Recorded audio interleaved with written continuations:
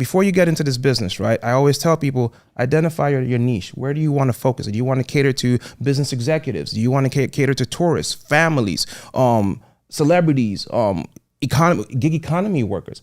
Pick a niche.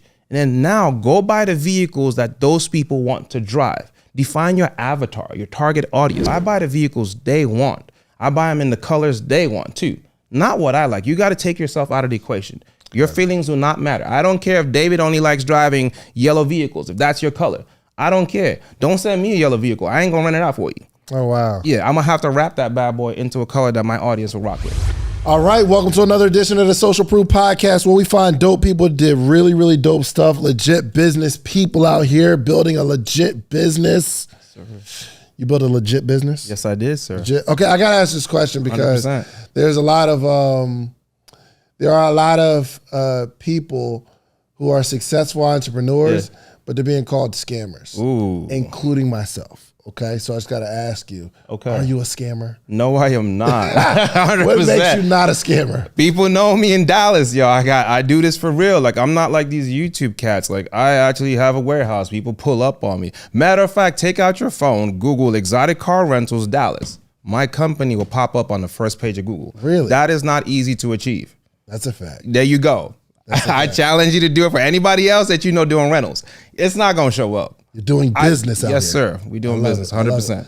Well, congratulations on that, man. Thank you very much, sir. Exotic car rental. So people come to you for exotic cars. I do it all. I have I was going to say, can I get a Honda Accord? It doesn't sound as sexy, but I do have a small fleet of economy cars. Yeah, I got those also. Gotcha. Okay. So how many cars do you have? Total? Probably about, with the economy cars, maybe about 14. But for exotics, the higher ends, about 12 of them. So yeah, I just have a few economy joints. Yeah. 12 exotics. Yeah. And what kind of exotics are they? So I got your Lamborghini Huracans, I got your Rolls Royces, your Bentley Bentegas, BMW i8s, Corvette C8s, several vehicles. Yeah, there's a lot of them in there. Yeah. All right. So do you own them all? Majority of them. I own about 90% of my vehicles. I think right now at the moment we probably only have 2 brokered, I believe it is. Yeah. Okay, explain the brokered part. Yeah, so that's where people, for various reasons, they buy these vehicles and then they send the vehicles over to car rental companies to monetize them for them. So I'll rent them out and then we do a joint venture agreement, maybe a 50-50 or a 60-40. Gotcha. So yeah, and it's for several reasons. It could be influencers that maybe bought the vehicles for a tax write-off, taking advantage of the Section 179 code, so where they could write off 100% of the vehicle. So they get the tax benefits of it, and then they send the car to somebody like me, and I could run it out for them. I rent it out for them, and then they make monthly income on that. Plus, they could double back and use the vehicle for lifestyle marketing. So yeah, it's a 3-piece. There you go. Strategy. Yes, sir.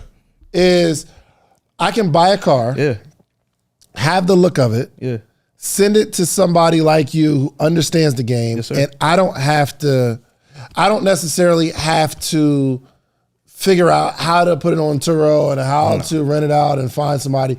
You do that and there's a profit share, 100%. But I still get the look of having an exam. Only thing I would say, the only caveat to that is I tell you, contact us before you do something like that. So whoever you're about to send the car to, make sure it's a car that they want, that they have a demand for. Right. And so perfect example, say you wanted to go buy a Rolls Royce. Call the rental company first to make sure you're buying the right kind, the right color. Because you might go get that joint in some color and nobody's gonna rent. Yeah. And then you be looking at us like so yeah. Gotcha. There you go. So just run it by us first to make sure it's something our audience will rock with. Is there anything not legal about me buying a car, giving it to you to rent out? 100% not. No. Good. Okay. No. Okay, cool. Not at all. All right, let's jump into it. It seems like a lot of overhead though. 12 exotic cars. Yeah. First off, I don't have an exotic car at all. I got a Tesla. That's not exotic. Okay. All right. Yeah. Well, first off, what do you... You can buy whatever car you want, David. Hey, man, see that little girl over there? She want to eat every day. You know what I mean? I don't know, you can buy any car you want, David. Hey, this isn't about me. There you go. All right. So what are you calling exotic? Is it a certain amount of money? I call anything over 100,000. Typically is what we refer to exotics. And then ideally, it's got to be your foreign cars, right? Now the faux exotics or fake exotics would be the vehicles that kind of look like they're exotics and we can almost attract exotic money. Perfect example, like your BMW i8. People love the fact that the doors go up. It's not exotic. It looks good, it turns heads. Cars like that, your Chevy C8. we consider that almost in that class too, right? Because we could attract good money for them. Gotcha. But ideally, it's your Rolls Royces, your Ferraris, your Lamborghinis, Bentleys. Those would be your exotics. Gotcha. Okay. What's your most expensive car that you bought yourself in your My Lamborghini Huracan. Lamborghini Huracan. Yes, how much was it? That was about $220,000, almost $230,000. $230,000. Yes, how much money does that car make per month? The Lamborghini Huracan. So we rent that out for anywhere from about $1,400 per day. So on a what's your note? What's your the note on the car like that, because that's another play, right? We use certain banks that let us stretch out the finance terms. So some banks will finance those cars for up to 10 years. So your note's quite little. Yeah, your note, my note on my Huracan is probably like $2,400 because it's stretched out, and that's what I want. And in this climate, these cars are appreciating, especially the Lamborghinis. The Lamborghinis are holding value. Some of them are actually appreciating. So I've been running this car for the past 2-3 years, and I can still sell it and walk away from the car making even more than when I bought it. Okay, so you rent it out for $1,400 a day. A day, yes, sir. And I mean, how many people are renting this out for a day? There you go. So I always tell people realistic expectations. You know, a lot of these fake gurus out there, they tell you, oh yeah, it's trapped out for 30 days out of the month. Nobody's renting Lamborghinis. That's a lie. Okay, the only time that happens, maybe if you're like in Vegas, where you're getting those hourly rentals, right? But nobody's doing dailies every single day of the week. So at the bare minimum, expect the car to move out every weekend. All right. Okay. If the car goes out every weekend, you're making at least $1,400. All right. So that multiplied by 4, already you're making almost $5,000-6,000 minimum. All right. Gotcha. Then everything else is the icing on the cake. Perfect example. When I bought the vehicle. So once a week. Yeah, minimum. Okay, I'm just saying minimum. I'm just trying to be conservative here, so they don't call us scammers, right? Sure, there you go. But perfect example. When I bought the vehicle, the second it arrived Dallas, a broker hits me up saying somebody wanted to rent the car, offered me $30,000 to rent it for a whole month. Whoa. He ended up keeping that car for 2.5 months. Whoa. That happens regularly. There are people out there, I don't know why they won't just go buy the car. They'd rather rent. Okay. All right. So minimum, at minimum, you get one of these cars one day a week. There you go. Just a Saturday, just a Friday. There you go. Do the math. $1,400, that's 24, that's $4,800 a month. There you go. And your note is $2,300. $2,300. So you double your money, make about $2,000 a month. There you go. At a minimum. That ain't bad though. But David, we're not even looking at the extra benefits of the car. Those cars are business cards. They open up doors. You pull up, you know what that feels like. You pull up at a gas. I don't know what it feels like, actually. I know you've been. I don't know what it feels like. I mean, I got like people like, oh, I like the Tesla, it's cool. But I don't know what it feels like. But it draws people to you. People want to meet the people in the fancy cars. It opens up doors. I've been invited to certain high level events because of that. Lamborghini, Aston Martin, Rolls Royce, they always have events almost every other month. Every time there's a new unveiling of a new car, they send you an invitation. So you're rubbing shoulders, with rich people. So that opens up doors to other opportunities. Man, every time I have one of these conversations, man, I think to myself, I'm going to go get me a Lambo. And why don't you do it? I don't know if it's my style. Well, I could see you in a Lambo. I could see you in a I would probably get it and then give it to somebody like you, like so that you can rent it out. Yeah, because I really don't want to ride around in a Lambo and people look at me as the person in a Lambo. Why? Because of the stigma? Because of the stigma, yes. Interesting. But that's me. I mean, I don't want that type of attention. Have you driven a Huracan? No. It's a different feeling. And I can see you in a, bro, I can so see you in a Huracan. You know what? Yeah. Here's the thing. Yeah. Come through the I wasn't like married with kids and I was outside trying to figure it out.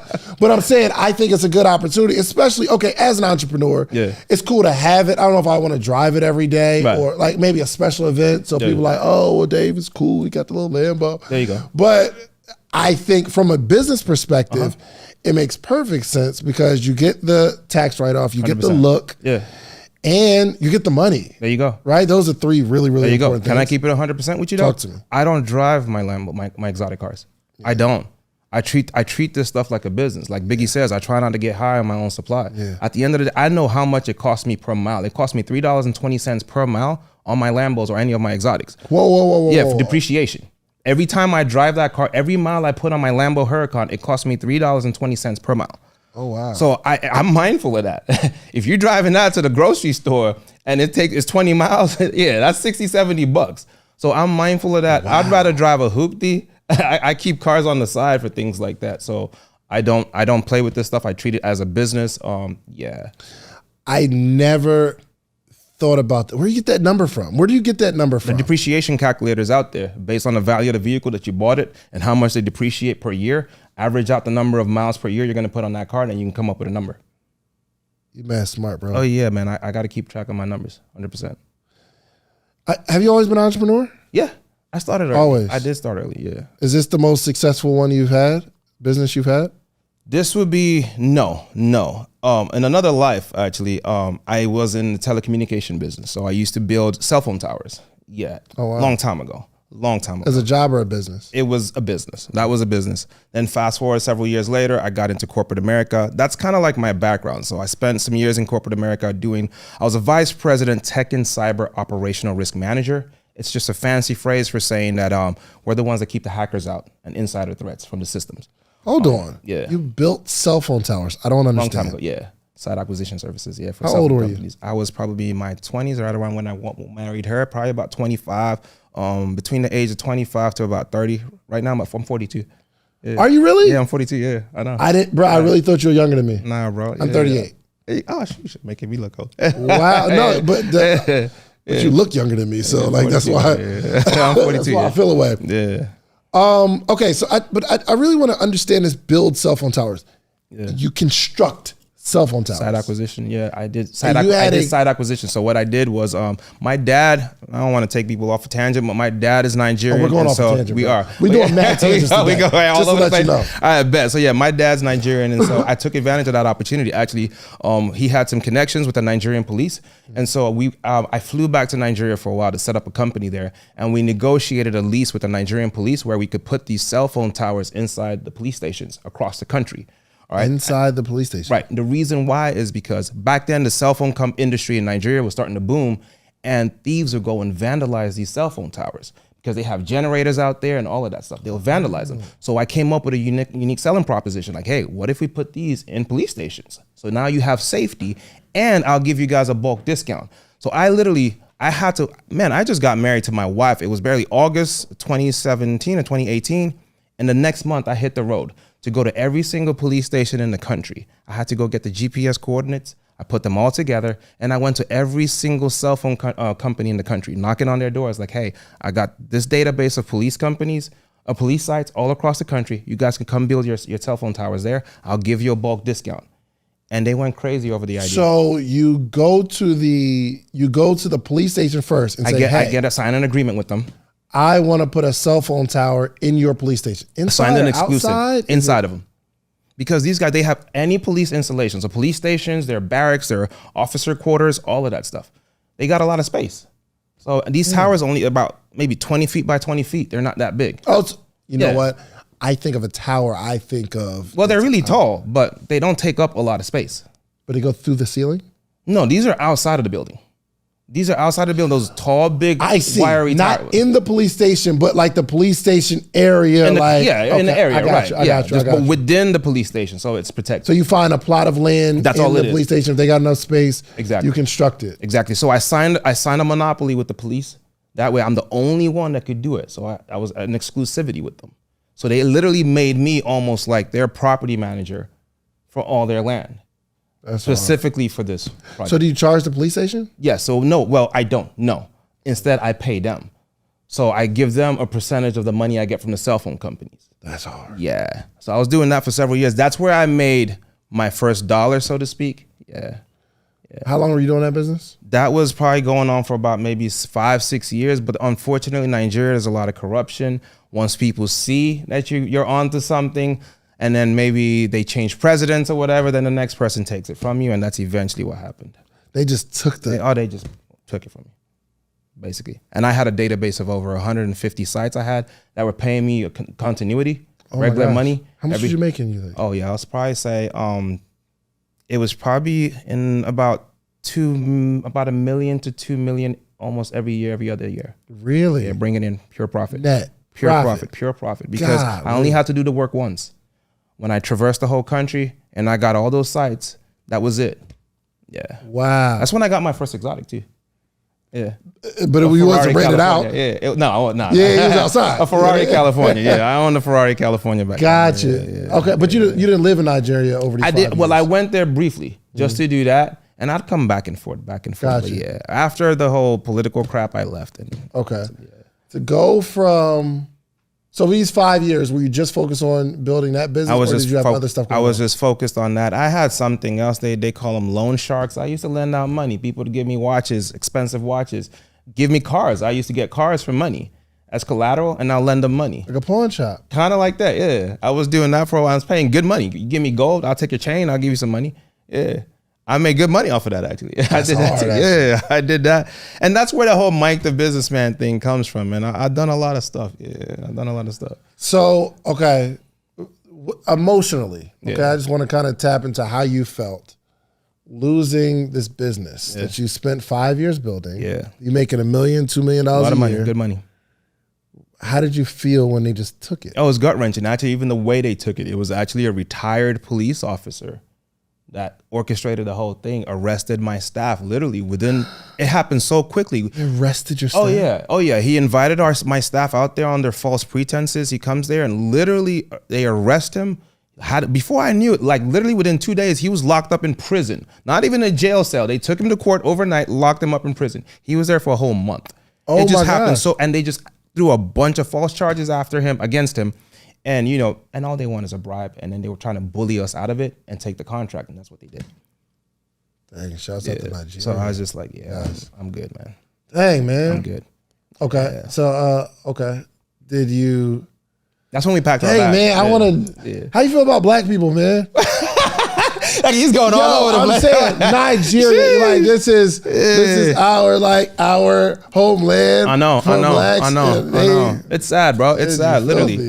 We had to pack our bags and come back out here. Yeah. So that's when I came back, and then I put back the suit and tie on, and I went to corporate America. Dang, what's that feeling to go from being a boss? Yeah. To having it was humbling. To go get it almost killed me. It literally almost killed me. Doing corporate, I did corporate for about a year and a half, 2 years. My health just started breaking down. I don't know if it's just sitting at a desk for hours. Bro. That too, man. It's just not me. I got a DVT blood clot, landed me in an ER. I almost died. I couldn't walk for almost a year. So that's when I knew, okay, corporate America was not for me. The straw that broke the camel's back was when I was up for a promotion. Boss promised me a promotion, a title, and a raise. I bust my behind for this bank for several years. They gave me the title. I got the VP title. Only gave me a $2,000 raise. How much was you making? I was probably at the time with my bonus, maybe I was about 125,000, 130. I'm like, yo, at this rate, 2,000 every 3-4 years, I'd be slaving forever. Yeah. And I'm trying to retire my mom and my dad. I couldn't see myself doing that. Yeah. So that's when I did that. You said 2,000 a month or? No. Yeah, 2,000. No, for the year. That was a raise. They increased my salary by just $2,000. Yeah. So they raised me up, I think, from 115 of a base to 117. That was my base. And then a $10,000 bonus per year. Yo. Yeah, exactly. I knew I had to dip out. Yeah, that's why I tell people, man, like they want to rush to go be successful, but if something happens and you got to go back, I would rather get there slowly than get there quickly and have to come back, because that plays on a man's pride, ego. I know. It crushed me. Yeah, for sure, firsthand. Yeah, I've had to deal with adversity like that several times, and I think that was almost the second time in my life I had to rebuild. Really? Yeah. Okay. You said that was the second time you had to rebuild. We're not going to get into all of that. Yes, we are. We got time. Man, what was the first time we had to rebuild? I used to own an insurance agency. So when I graduated from Rutgers, Newark, I always tell people Jersey raised me, but Texas paid me. I couldn't get a job in Jersey. I couldn't get a job. I searched around. I couldn't get I had a computer science degree. I couldn't get a job. So some buddies of mine were doing auto insurance. They were selling auto insurance in Texas. So they told me to come out and they'll teach me the game. So I flew out there, slept on my buddy's couch for several months. Shout out to my boy Easy and Desmond for putting me on. And I learned the game, and I started selling auto insurance for an insurance agency. And back then we were like 21, bro, 22, making almost 100,000 selling auto insurance. You'd never think you could do that. And made good money. I opened up my own. I had 3 locations in the Dallas-Fort Worth Metroplex. selling auto insurance. Matter of fact, true story. That's where I met my wife. Oh, wow. I sold her auto insurance. Oh, wow. Yeah, I kid you not, bro. She was riding hot. She had a suspended license, everything. That's funny. Yeah, that's how I got her. So I told her, I'll get you insurance for $50. I knew I was going to upsell her when she came in. Right. I love her. She came in and that's how I closed the deal. But then closed the deal. Yeah, I sure did. I love it. But nah, bro, it worked out well till the economy crashed. Things got really bad around 2008, 2009. That's when I had to close those down. And then that opportunity with the police came up. Yeah. I went out to go do that for some years and then came back to do corporate America. Bro, this is my big, it's not an issue, but this is my thing around like the pandemicpreneurs, which congratulations to everybody that like built something in a time where it was the perfect opportunity. You took advantage of it. Right.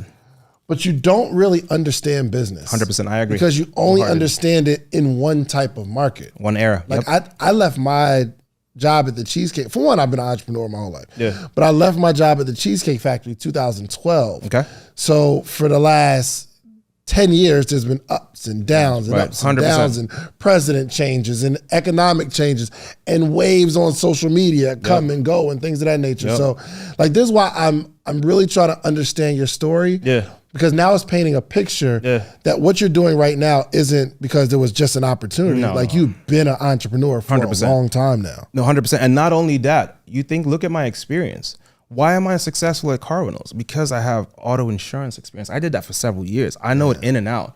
Then I did risk management. For me, I feel like the car rental business, where people fail is they get thirsty for money. Second somebody flashes some cash, they hand over the keys. And then you wreck yourself. Ask my employees. We have processes in place. Like we vet our clientele before we hand over the keys. I turn away more people than I say yes to. Really? Yeah. So it's all because of my background. So yeah, I take this very seriously. Why do you turn people away? Just because every day people are gonna we get scammers every single day trying to steal our cars.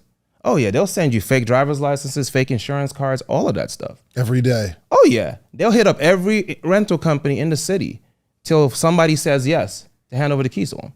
You gotta vet these people. Gotcha. Yeah. I want to get to how to identify a scammer for 100%. Sure. But before we do that, I want to know how the idea was birthed. Gotcha. Though. Okay. To get into the car rental business? All right. So funny enough, after when I got sick and I knew corporate America wasn't for me anymore, that's when I stumbled onto YouTube and this channel on YouTube called the Social Proof Podcast. And I see a guy on there. Isn't this quite a moment? Tell me about it, right? There you go. There you go. And I seen a guy on there called Him 500. And he had a conference in Miami, Recession Proof Conference. And I flew out there for that, where a man called David Shands also spoke to. Yes. I told you I was a fan, bro. Yeah. So, and then I met Neo out there too. And I wasn't sure about leaving my job. Funny enough, Neo was the one that convinced me to not let fear paralyze me and go ahead and make that move. I wasn't sure because I'd had so many setbacks in the past and I have a family and all of that. And that's when I made that bold move. I had some friends that were doing the car rental thing, making some money doing Turo, making a little bit of change. So I just figured, man, I already know auto insurance. I know risk management. This should be easy enough for me. I don't know a whole lot about cars. I couldn't tell you the difference between a V8 from a V6. I know how to monetize these things. I also remember back then I did the loan shark thing. People would give me cars all the time. So I know the business. I know how to make money off of cars. So that's how it was birthed, pretty much. Yeah. What was your first car? Did you already know you were doing strictly exotic? No. So like I have the economies, luxuries, and the exotics, yeah. But I did go mostly high luxury and exotics starting off, just because that's where you make more money. And I was looking at so you have 19 total, 17 exotics, 2 economy. No, I don't, not 19. No, I have about 12 cars. Yeah. 12. Yeah. And 12 cars total. Yeah. And how many are exotic? Almost about 10 of them, 11 of them, about 10, 11 of them. Okay, 10, 11 exotic. And so I have a few economies. I have about 4 economy cars. Yeah. Okay. So that'd be 14 cars instead of 12. 14, 16, something like that. Gotcha. Okay. Yeah. Okay. Yeah. So somewhere around there. Are you always in acquisition mode? Like you're always picking up cars? No. So I'm very particular with the cars I buy. I always tell people, like, don't start chasing the latest model cars. You don't want to do that. Instead, you want to go buy the oldest model, the oldest look of the newest design. All right, so perfect example. Oldest look. Yeah, of the newest body style. Of the newest. Or the oldest year of the newest body style. That makes sense. So say the Corvette C8. If they refresh the body style in 2020, don't buy the 2023, go buy the 2020. All right, because then you're not eating that depreciation. You've got the latest looking car, so you can run that vehicle for several years before you have to get rid of it. Right. So that's what keeps us from having to keep constantly buying vehicles. Right. All right, so I'm strategic. And nobody knows the difference between the 2023 and 2020. I got people renting out 2010 Rolls Royce Ghosts. All they do is change out the lights, put the stars in the ceiling, maybe throw in an Hermes blanket and pillow in there, and they charging $1,300, $1,400 a day. Wow. And they paid only $90,000 for that Rolls Royce versus the next cat that bought the Hermes edition and you know, or the black badge and spend $300,000 and you're still charging $1,300. Oh my goodness. Exactly. So it's just knowing how to buy right. What was the first exotic you bought? The first one I bought the Lamborghini Huracan and the McLaren 570 GT. You weren't scared? No, sir. I already knew the game. I knew what to do. I'd already started doing private rentals using the cheaper cars for about a few months. I had clientele. I was ready for it. All right, so tell me about this private rental thing. Yo, I got a Range Rover that nobody drives. Okay. I gave it to my boy to sell. He's supposed to sell it 3 months ago, and I'm still paying this $900 note on it. And I do want to, I would prefer to do a private rental, rent it out to somebody. Okay. But how do I know how to do it without getting scammed? Like they crashed the car and I'm just left holding the bag. What I got to do? All right. So let's take a step back, right? So if you want to start, so I'm talking to the person out there that maybe like in his situation, you've got one car and you want to rent it out. I'll tell you, okay, first off, let's protect our bases, right? Go secure the car. So risk management. All right. Make sure there's trackers in the vehicle so that way it doesn't get stolen. Hold on real quick. Do you mind if I call my wife real quick? Yeah, 100%. Do that. Because we need to do this immediately. So the car is sitting and you're paying it's just sitting there, bro. Mm-hmm. And you're going to tell me, but my wife would probably actually go through these steps. Okay. Because I don't want to just pay this. Let's do that. The kids sleep? No, they're not. All right, so I got somebody here, Mike. I'm recording a podcast. And he's going to teach us how to rent out this Range Rover because I don't want to keep paying every month. He's about to. I want to sell it. I wanted to sell it for less money than I owed. Okay. Oh wow. But because I just want to get rid of it. It's a headache. That bad. Oh wow. Okay. Yes. So all right. So he's about to give you the steps on what we need to do. All right. So I'm about to put you on speaker. To rent it out. We about to get this money. I love it. Hold on 1 second. I got you on speaker. You're on the podcast. Go ahead. Say what? Hey, how you doing? I'm doing great. How are you? I'm turning you down. Hey, Alexa, turn down to 0. So I was telling her like we need to rent it out, but she's saying we need to just sell it. I keep lowering the price. Like, yo, just sell it at a loss. Okay. Because I'd rather lose a few thousand than have to pay almost $1,000 every month. All right, give me some context. What year is it? And what kind of Range Rover is it? What year is the Range Rover? It's a 2017. Okay. 17. Sport, Velar, what is it? Sport. HSE. Oh, HSE? Mm-hmm. All right, that's a good one. It's a nice car. There you go. It's a nice car. Yeah, so it's really nice. Here's what I'll tell you. First things first, before you rent that out, risk management, all right? Because you guys are in Atlanta, it's a little hotter. In Dallas, I could get away with 1 tracker. Out here in Atlanta, you guys need at least 2. All right, so make sure you have at least 2 trackers in the vehicle. Another thing we do is when we're putting these trackers in the car, while they're installing the trackers, put an Apple AirTag in there. All right, we hide it in the wiring harnesses. Just throw it in there somewhere. AirTags are cheap, $10, $20. Go put one in there. That way you have protection. You can always track the vehicle. All right, because sometimes when you go into underground garages, you can't track those vehicles with the trackers. AirTag will. All right, so do that. As far as insurance, you can actually get a commercial insurance policy for $100, and then that way you could legally rent that vehicle out to anybody. So I get commercial insurance policy. Commercial insurance policy. Yeah, there's a company out there called Lula Insurance. Lula will actually give you commercial insurance. So now you guys can actually rent it out to anybody, even if they don't have insurance, and then the car's covered. Even if they don't have insurance? Yeah. So now you're relying on the commercial insurance policy. So now that takes away that worry from you. So if anything was to happen, you can track the car, you can locate the car to go retrieve it. And also, God forbid, they steal the car, there's Lula to cover you. So right there, I've just shown you how you can avoid transfer and mitigate the risk. Oh, wow. Now, the biggest thing I'll tell you guys too is to get clientele, right? I always tell. And hold on real quick. And Dre, our objective is doing like long-term rentals, not like somebody rent it for 2 days and come back. We're not doing that. Yeah, but it's going to be hard doing long term with those expensive cars. It's not every day you're going to find somebody that's going to pay you. I don't need every day. I need someone today. I need one person. The economy cars easy. You can get long term rentals every day. Luxury cars might take a little bit more time. You have to actually find people. Yeah.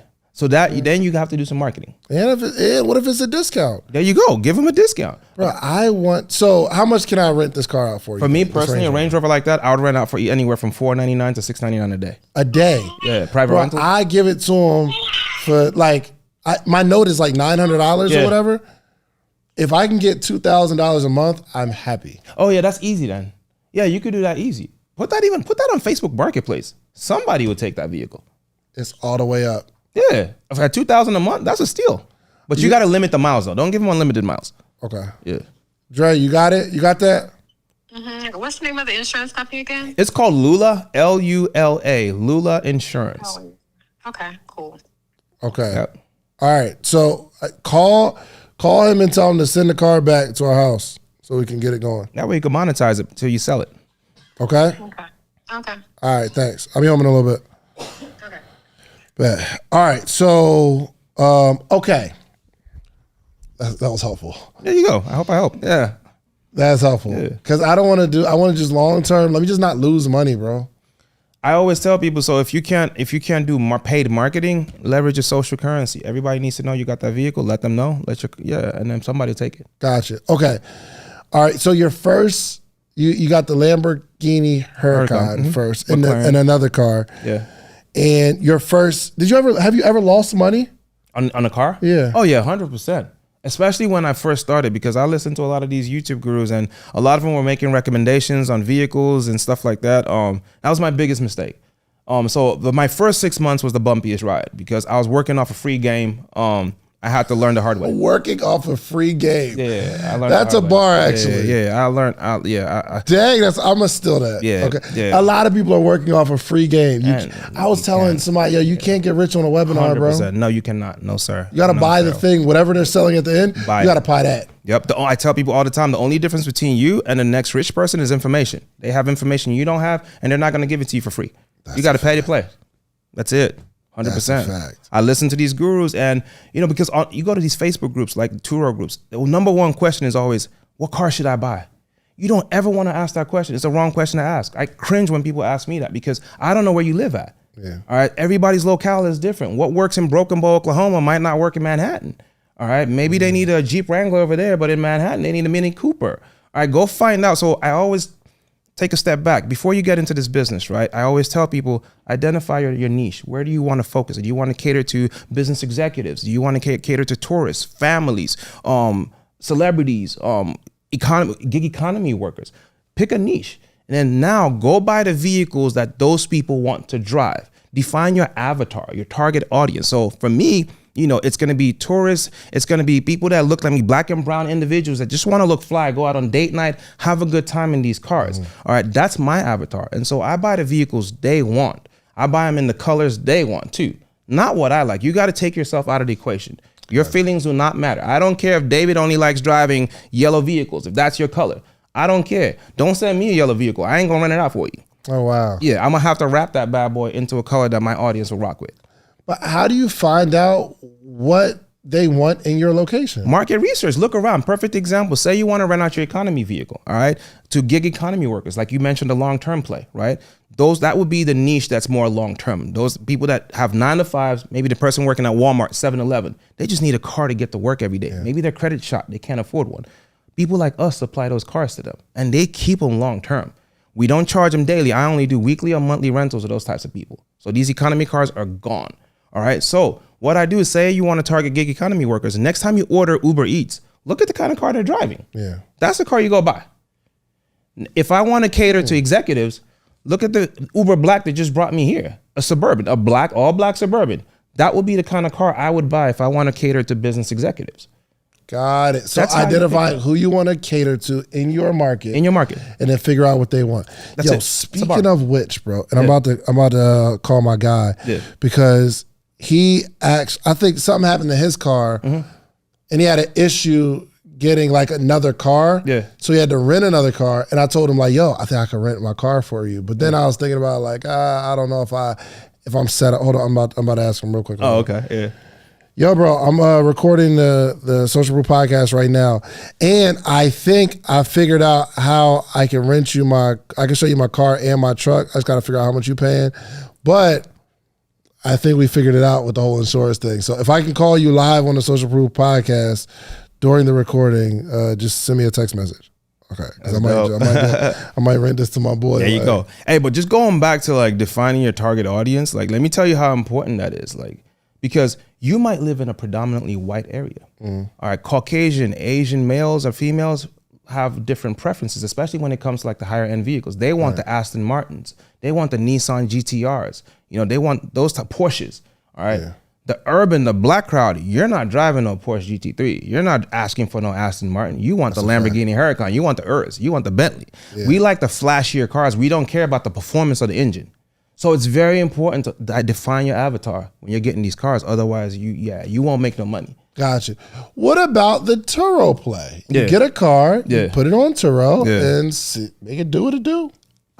See, for me, the reason why I preach private car rentals is at the end of the day, it's all about establishing our own book of business.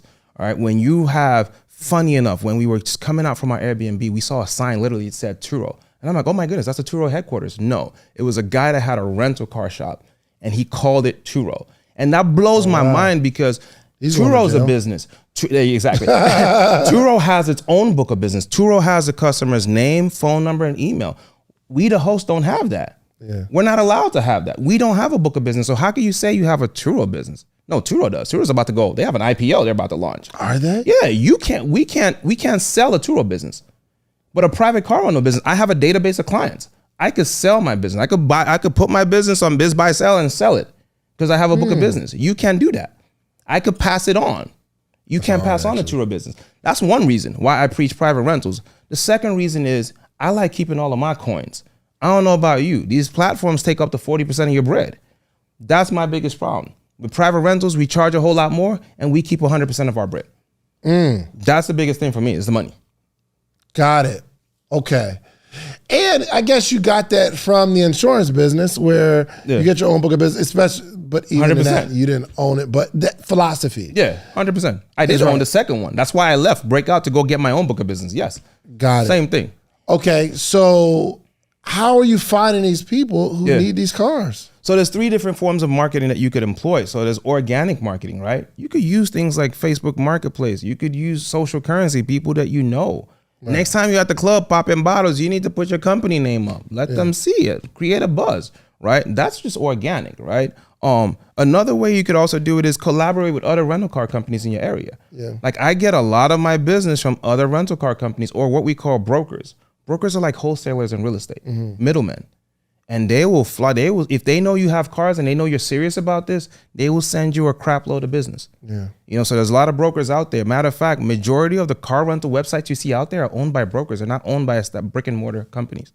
Oh, wow. Yeah, customers will call them like, yeah, I want this Lexus on your website. And then they just connect that customer to an actual car rental company like me that has that vehicle. Why don't you adopt that model? For me, why? It just wasn't the route I went. A lot of these brokers too, the reason why they do that is because maybe they don't have the credit or they can't afford the cars to get started. That's why they go that route. I would rather be the person making the bulk of the money and I'm monetizing these cars anyways. I don't get emotionally attached to these cars. If they're not making any money, we're selling them. I have minimum benchmarks I need to make for each car. My economy cars have to make me $1,000 per month net each car. Luxury cars, $1,500 to $3,000 per month net minimum. Those are minimum benchmarks.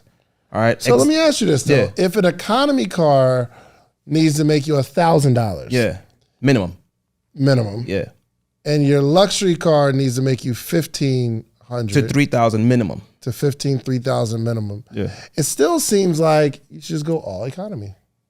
Some people do because with like economy low overhead, it's not that much of a price difference in terms of your minimum. It's a quantity over quality type thing, because it's just like high ticket coaching or anything high ticket, right? High ticket versus low ticket, right? The high ticket clientele, better clientele, they take better care of your cars. I would rather sell 4 items at $25 than sell 100 at $1. Yeah. All right. And plus the problems. I don't want the $1 customer problems. With the economy car play, you tend to get a lot of that. Gotcha. All right. You could get, you attract some of that clientele. With the more upscale clientele that pay me a bag for these cars, you don't hear a peep out of them. Yeah. They scuff your rims. They are happy forfeiting their $2,000 deposit. They smoke in the car. They don't mind. Yeah, sure, you can keep the deposit. Those are the clientele I want. If someone smokes in your car, you 100%. Take $2,000. Yeah, my deposit's between $1,400 and $2,000. It's in our contract. We let you know. Matter of fact, once you drive off, we have an automated service that will send you a text message letting you know the rules. They're okay with that. Ooh, that's lit. Yeah, we don't play with that. You take my car out of town, you've lost your deposit. How many times do people lose their deposit? I don't try to do that all the time. I'm not preying I'm saying on what people, percentage though? I would say maybe about a good 20, 30%. And then some, if it's a regular, we're not going to take the whole thing. Yeah. You know, we'll maybe just take a little bit. We will penalize them, but not the whole thing. Now, if it's somebody that just didn't give a crap, they just trashed the car and left, yeah, we're keeping your deposit. What about the whole smoking thing? If somebody decides to smoke in your car, is it like impossible to get out? No, use an ozonator. And that's another thing I tell people. Like the whole smoking thing shouldn't be a big deal to people. I always cringe when I see people complain like, oh man, they smoked in my car. Nah, you treat these customers well. Like, I don't care. That's fine. Did you enjoy your trip? All right, thank you. I hope you come again. We'll ozonate the car. We'll charge them for it and keep it moving. Like, don't get out of your feelings with these cars. Yeah. $2,000 blunt. There you go. People don't see high ticket customers don't mind though. High ticket customers don't mind. Episode $2,000 for real. God, they don't mind, bro. They don't mind. Never. Yeah. Goodness gracious. Yep. All right. So, what is your highest profiting vehicle? How about I tell you this?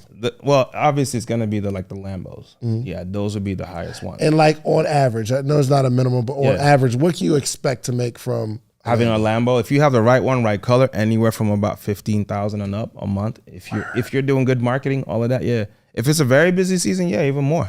Yeah. Because everything's so that one car gives you 15,000. 100,000, yeah. 100%. Yeah. Just yesterday, somebody took it for 3 days, so that's almost 3,000 right there, just on a 2-day rental. So yeah. It happens regularly. Man. I'll tell you this, David. My BMW i8, December 16th, 17th of 2021, a guy rented a car. He was paying us $4,700 a week. He paid us that for 11 months. He brought it back in November of 2022. So that car made me $178,000. It's on my YouTube channel, documented. Yes, How much was the car? The car cost me, that BMW i8 cost me $80,000. He paid it over twice and some. Oh, crap. True story. Yep. Facts. True story, bro. It's on my YouTube channel. Who are these humans that are willing to pay $47 a week? $4,700 a week, yeah. $4,700 a week. It's the same people you see on Instagram that their profiles are private. They don't like showing their faces. There's people out there. They don't want their government name on any document. I don't know what they do. I don't care. Bro, Nino Brown was renting your car, bro. I don't care. Hey, David, I don't care. It's almost $20,000 a month. His money's green, right? It deposits, right? There you go. That's all I care about. It puts shoes on my kids. I'm trying to. Do you ever talk to the guy like, yo, bro? No, I did not. $18,000. Do you know you could just go buy this? If you can spend $18,000 a month, you probably could just go buy the car. You want to hear what's even crazier? Do you know how the rental ended? Actually, we got a letter from the city of Mesquite telling us our car was an impound. And it had been there for 2 months, since August. This was November. And he was still paying, bro. He sold cocaine. He was still paying. I kid you not. Cocaine. He was still paying. Hey. If this was you, cocaine, bro, you sell it. David, we went out there. We went to the impound. The car was just slightly scuffed up. We cleaned the car back up, called him up like, hey, sir, we saw the car was at the impound. Do you still want it? We were begging him to take the car back. For real, yeah. He didn't want it anymore, but yeah, that's it. That was the end of the deal. And we put the car back on the road. No hard feelings. We kept it moving. You know what? But you know, it's just a smaller scale. So I have a 2016 Lexus ES 350. Okay. And there was a guy. We was on a hire car. Okay, there you go. And I think he rented that joint out for like 3 months or so. There you go. Every single week, and it might have been $80 a day. That's not bad. Yeah, it was really good. And hire car takes 40%, right? Say it again. Hire car takes 40% of that. Or I don't know. My wife kept the money, so yeah, I don't know. I'm not 100% sure. Yeah, but I couldn't understand $80 a day times 30 days. What is that? $2,400 a month. Yep. Bro, just go buy a car. Some people can't afford. They don't have the credit to do that. They can or they just don't know how to. Because there's a way. If you got the cash, someone's going to, even if it's an outlandish interest rate, someone will sell you a car if you got the bread. Why do celebrities travel into Atlanta and pay $4,000 a day to stay at a mansion? And they do it regularly, almost every month. Why? Why not just pay for a mortgage for a place here? They haven't been taught financial literacy. You think so? 100%.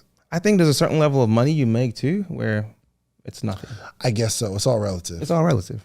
To use what's next person? You know what? Yeah. So when I was working at the Cheesecake Factory, I couldn't imagine in what world would you spend like $1,000 for some shoes? There you go. In what world, right? I'm looking at some of your joints. Nah, these only 2 and some change. There you go. But like there are, name brand shoes. Like in what bro, I'm used to buying like just regular jeans. I go to Macy's, go to Levi's section. Levi's are what, $60? Yeah. And I couldn't ever imagine paying $500 for some jeans. There you go. Right. But I guess as things change, it's like, oh, well, I could do that. I could do it. Okay. So I take back the whole financial literacy thing, guys. I'm sorry. That was me and my poverty mindset. Matter of fact, I think the guy worked in corporate America. At least that's what he told us. That was his cover story. I have no idea. He said he was a project manager. I have no idea. He was managing projects, my boy. Trust me. There you 100%. Oh my gosh. I don't ask questions, man. So there are people out there with that exposable income. Yes, sir. What's the typical person that rents out an exotic car? Do you see some of the same people? A profile? Or is it, there is a main avatar, right? So like I said, it's typically my urban clientele. They're younger males or females between the age of 21 and maybe 40 years old, 45 years old. I see that's the demographic. Most of them are self-employed, they're hustlers, or it could be people that have a 9-to-5. Maybe exotic vehicles are aspirational cars. People grew up with posters of these things on their walls, right? So they want to enjoy that. We have a customer. That's another thing too, David. There are people addicted to renting cars. Did you know there's an addiction, a rental car addiction? The way people are addicted to pornography, cigarettes, alcohol. There are people out there that are addicted to renting vehicles. They love driving fancy cars. I kid you not. You got exactly. That's what I thought. Yes, there's an addiction. Every time they get a paycheck, they come spend their money on a car. They want to swap out a vehicle every single weekend. We have clientele like that. Wow. I don't ask questions. I'm not your counselor. You go figure that out. It's not my job to do that. Every weekend. I mean, we're swiping their cars. It's getting declined. I can see this is not good for them. They're doing it repeatedly, but they're grown people. I can't stop them. Okay, so you said you swipe the card, you know they don't really have you know they sending money, they got a cash app, you Zelle you and use a credit card, make 3. Yeah, you can tell they can't really afford to do this. Maybe they should stop, but. I want to ask this question, man. For the morality, there's a conversation. Here we go. So this happened to me. I'm working at the kiosk in the mall. So I have a t-shirt brand at the kiosk. Okay. And around tax time, you see people who don't normally spend money like that. And this lady comes up. She got a bunch of kids. I asked them to come over, get a t-shirt, right? I do my little sales pitch or whatever. Yeah. And the lady starts buying t-shirt. Let me get this one. Let me get that one. I like this one. And in my heart, I said to myself, she probably shouldn't be spending this money on t-shirts. But do you think I said that out loud? Obviously not. You wanted your But commission. when they walked away, I was like, dang, why didn't I just educate my sister? Why didn't I say, hey, maybe, but then would I be profiling or judging people? I don't know. What do you think? I don't get into that. It's kind of like the used car salesman, right? The used car salesman. When you come for a Toyota Camry and they upsell you to the Lexus and they know you can't afford those payments, they put you in it regardless, right? Is it ethical? Is it moral? Should they do that? I don't know. We were watching Black Mirror. Have you watched that on Netflix? No, I haven't. Oh, you got to watch that show. That's our joint right now. What's it about? Oh my goodness. That's the beautiful thing about it. Every episode is like an entirely different show. Every episode is a completely different show. Y'all watch Black Mirror? You watch it, Reese? Black Mirror is the bomb. Black Mirror. Y'all need to check that out. Netflix. You watch Black Mirror? Y'all got to check it out. The episode we just watched, right? It was almost on the same thing. It was paparazzi. These guys were paparazzi and they're stalking all these celebrities and like they go above and beyond. They're stalking them just to get that juicy photo, right? Is it ethical? She got these pictures of the celebrity. He came out of a motel with another guy and he's married and she published him and he begged her not to and he committed suicide. Yeah. So like, should she have done it? It's her job. I don't know. What do you think, Mike? For me personally, I that's taking it too far. Yeah, I mean, I wouldn't do that, but I mean, are you gonna get that?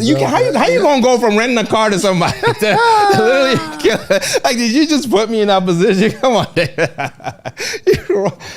But yeah, it's the greatest conversation about entrepreneurship show in the world. Oh my goodness! Like, are we still talking about car rentals? Yeah, David, man. Wow. But nah, it's good to ask those questions. I mean, you know, when you go to the bank and they flip your money and they make a bag off of your money, and then give you 0.000% of it. Is that ethical? We can go on for days. Yeah. Hey guys, it's capitalism, David. It's capitalism. Yeah, for sure. Y'all comment below your thoughts. What do y'all think? Should I have not sold that lady the extra shirts or the sweatshirt in the summertime? I remember. I had like hoodies and it was hot outside, and I'm like, hey, you should get the hoodie. It's hot outside. It's gonna be cold later. You know what I mean? And then I walked away. I felt terrible. But then I think I bought a nice lunch for myself. That's the beauty of capitalism, I think, David. I don't know, man. Hey, yeah. Okay, back to car rentals. Yeah, back to car rentals, right? Yeah. Okay, scaling. Yes, sir. So I have some friends where it's really promoted. We need to get a whole bunch of cars, bunch of them. About that. And I want to know your philosophy because you got 12, 14 cars, nothing crazy. Yeah. It's a lot for an average person, but in terms of like scaling, it's not a lot. No. What are your thoughts? I'm very opinionated about that, actually. And that's what attracts people to my program because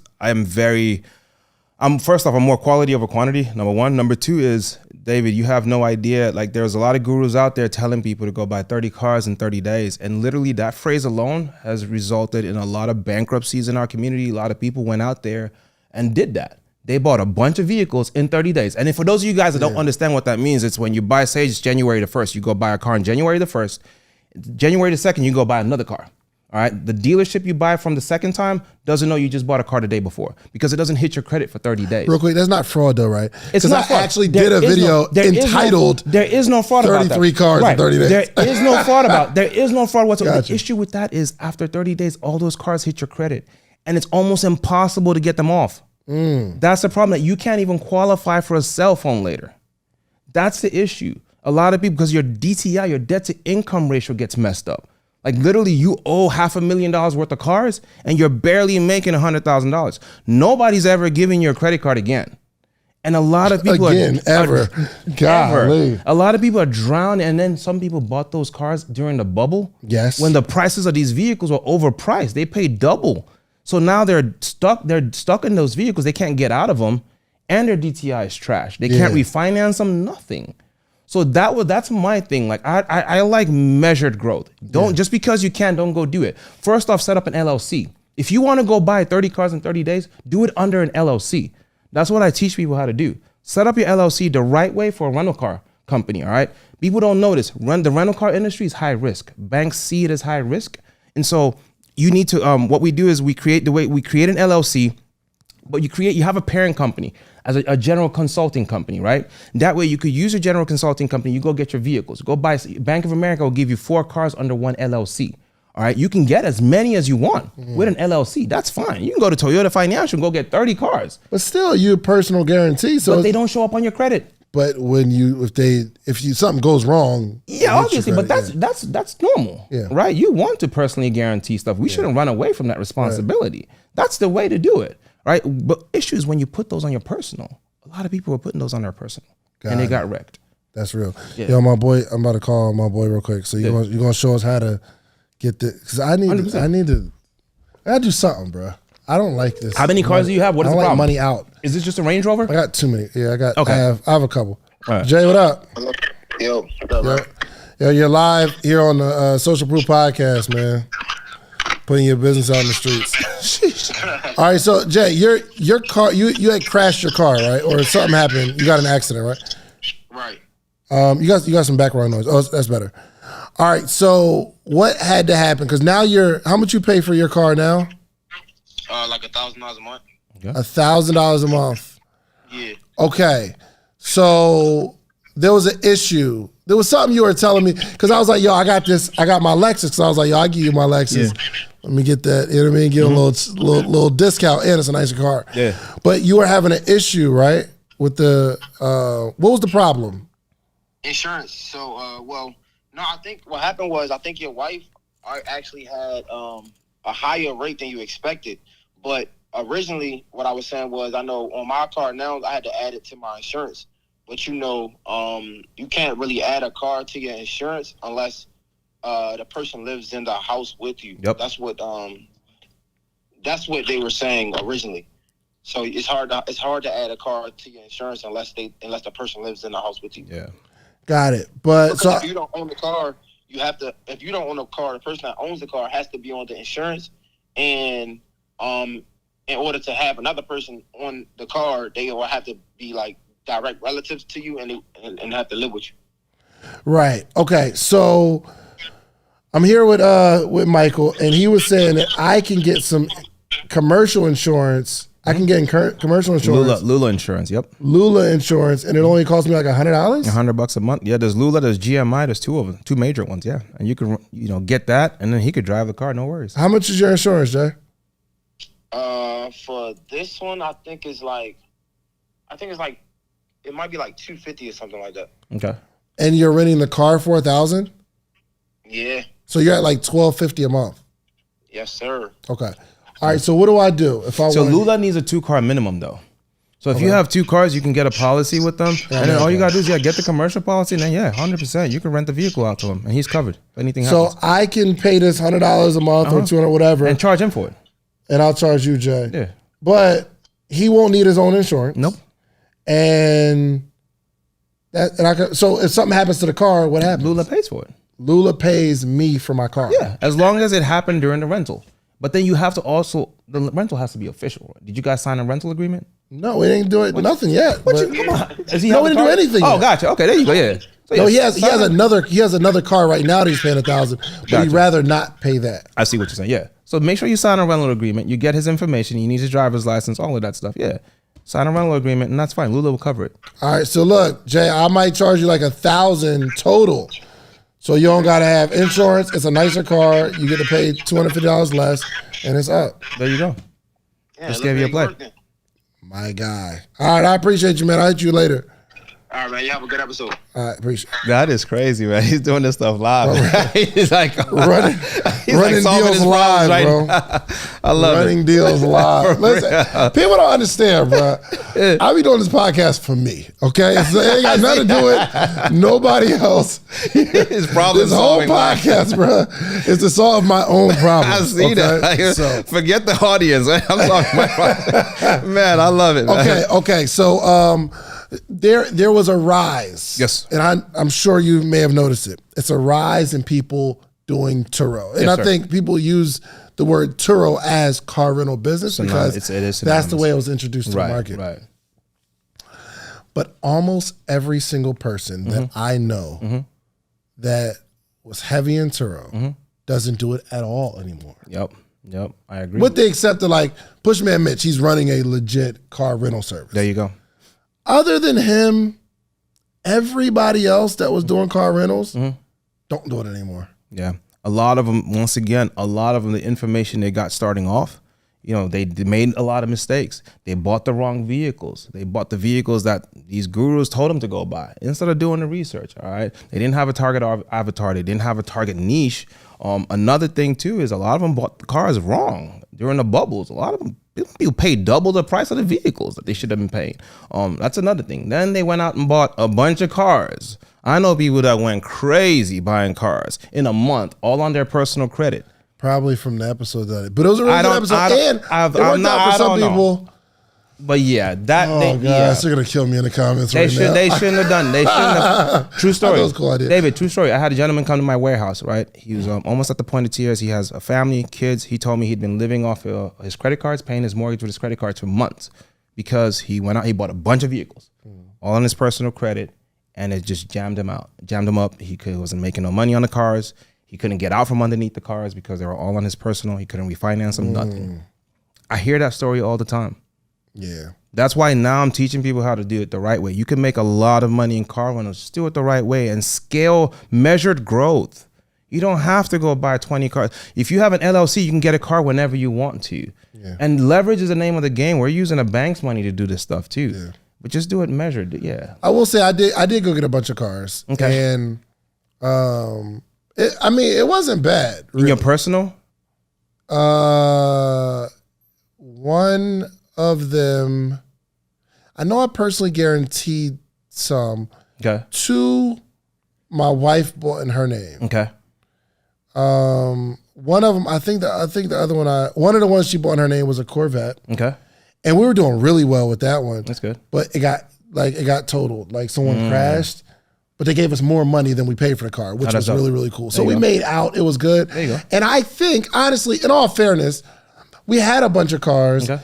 It was me and my wife who didn't run the business. Gotcha. Because at that time, she's pregnant, she got a baby. Yeah. And she's supposed to be running it, and I'm not about to be dropping no car. Which I wound up being the person dropping off cars to the airport. Minimum wage activities. And all that kind of stuff. Oh my gosh. Yeah, I know. Yeah. But in all fairness, I don't think it's a bad thing to get a bunch of cars if you're going to build the business. If you're going to build a business, yes. If you're going to run it as a business, 100%, you can do that. Yeah. But you're saying let's measured growth. Measured growth. I teach people, right? The way I teach them in our academy, I call it the training wheels phase. When you start, I encourage you to actually use apps like Turo just to get the jitters out.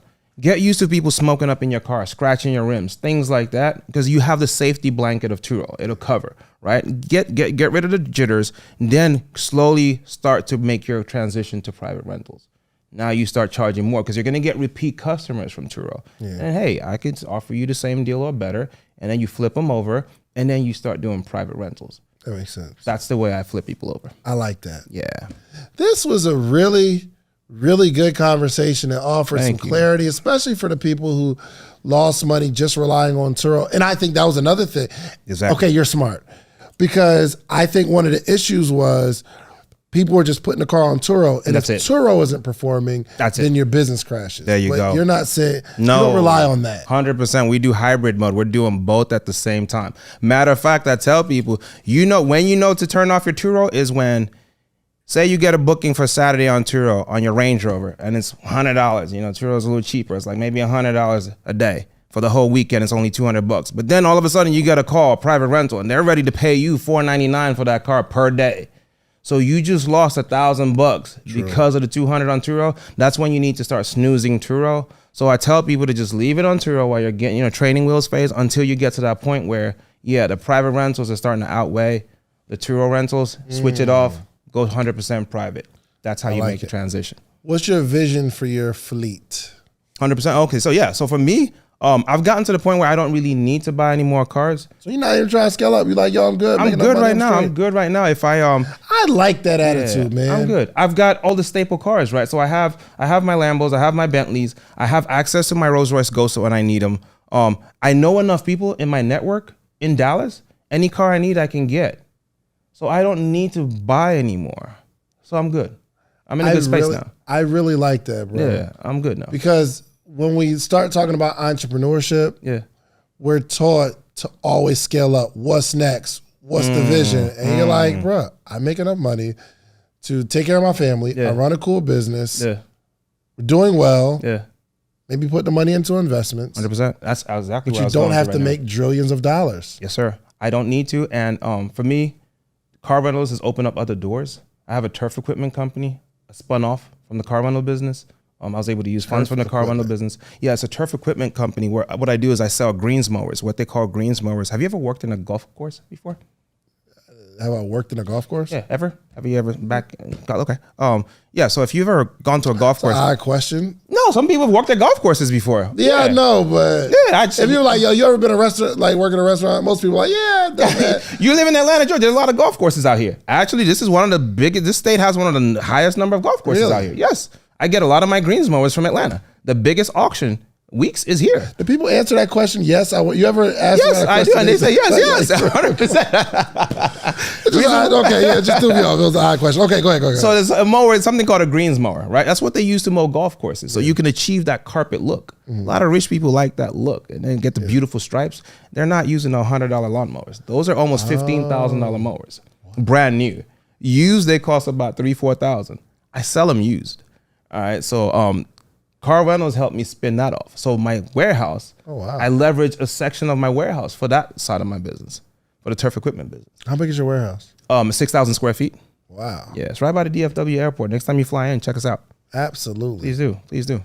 Man, this was good and refreshing and enlightening. You didn't think it was going to be this hot, did you? I didn't know. There you go. You thought it was a Turo conversation. I never know. Well, we talked about a whole bunch of stuff. We talked about scammers. We talked about not caring when people spend too much money with you. Yep. We talked the morality of it. We talked about your hatred for black people. And the Nigerian scammers. Oh my gosh. Yeah, we went all over the place. Nigerian corporate scammers. Yep. Golly. We touched it all. No, it's a really good conversation. Appreciate it, man. Thanks for having me, man. Man, this was amazing. Okay, so I got to ask this question. Yes, sir. Where do you see yourself in the next 5 years? Because I want to be able to ask the question today and see if you actually do what you say you're going to do 5 years later. So right now in 5 years, I want to be in real estate. I want two things. I want to be in real estate, so I'm starting my investments into real estate, getting into commercial real estate. So the money from the car on the business. Terica?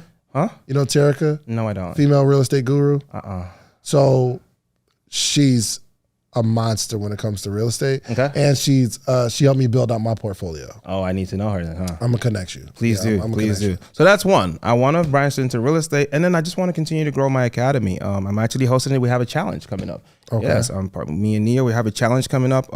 So yeah, it's rentalprofitschallenge.com. We have a 5-day challenge where you guys are going to learn everything you need to know. If you're a 9-to-5 or a motivated entrepreneur, I'll teach you everything you need to know to launch a successful 6-figure private car rental business in 60 days or less. I'm covering everything in 5 days. Whoa. Say that one more time. Yeah, so if you're a 9-to-5er or a motivated entrepreneur, I'm going to teach you everything you need to know to learn how to launch a 6-figure private car rental business in 60 days or less. I'm going to give you everything, all the background information on how to launch it the right way the first time, so you don't make the same kind of mistakes that I made. A 6-figure car rental business. Private car rental business. Private car rental business in 60 days. I'll give you the blueprint right now in 5 seconds. Tell me. 9 economy cars making you a minimum of $1,000 a month is a 6-figure business. And I don't want you spending more than $10,000 on each economy car. I don't want you taking, because it makes no sense. I'll make the same amount of bread with a 2013, 2014 economy car that cost me $5,000 as you will with your $30,000 Camry. So I don't want people getting into debt. I don't want people doing this the wrong way.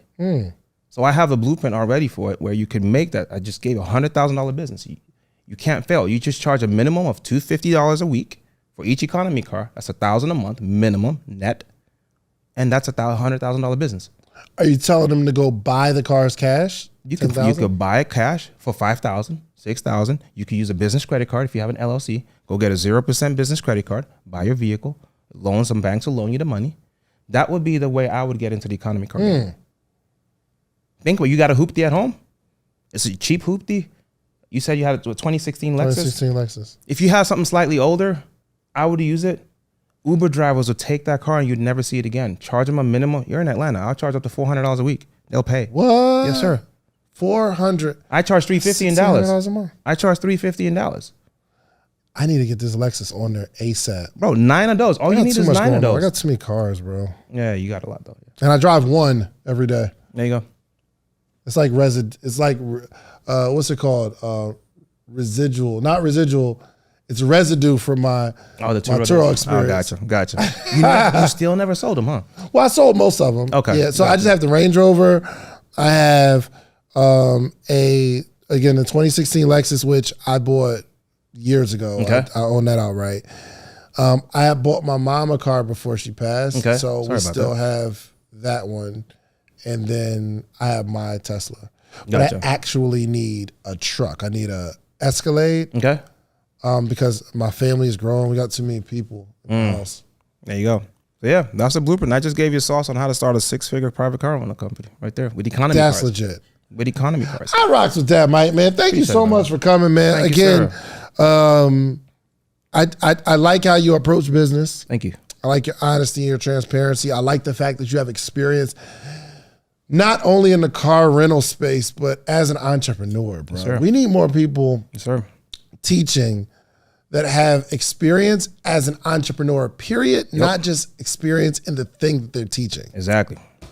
Facts. You know what I mean? Facts. Because there's so many lessons that need to be learned about entrepreneurship. But if you only know this one thing, you really can't teach somebody all that it takes for entrepreneurs. No. This is good. So, all right, man. Thank you so much, bro. Thank you. Let everybody know how they can contact you one more time, and then take us out with a word of wisdom. Yes, sir. So you can reach me on Instagram at Mike_the_businessman or on YouTube, Mike_the_businessman. Don't forget, guys, rentalprofitschallenge.com, 5-day challenge, guys. Tap into that. And just final words of wisdom, guys.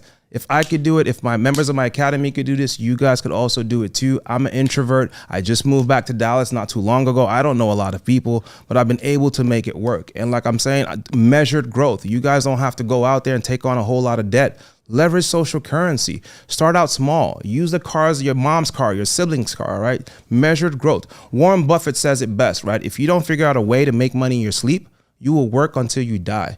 Private car rentals could be an extra source of income for you guys, and you could use that to branch off, start other things, all right? So I just want to encourage you guys with that.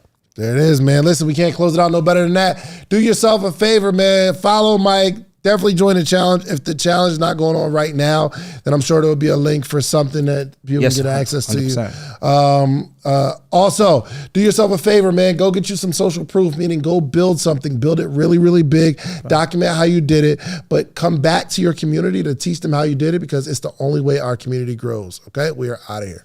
Peace. Peace.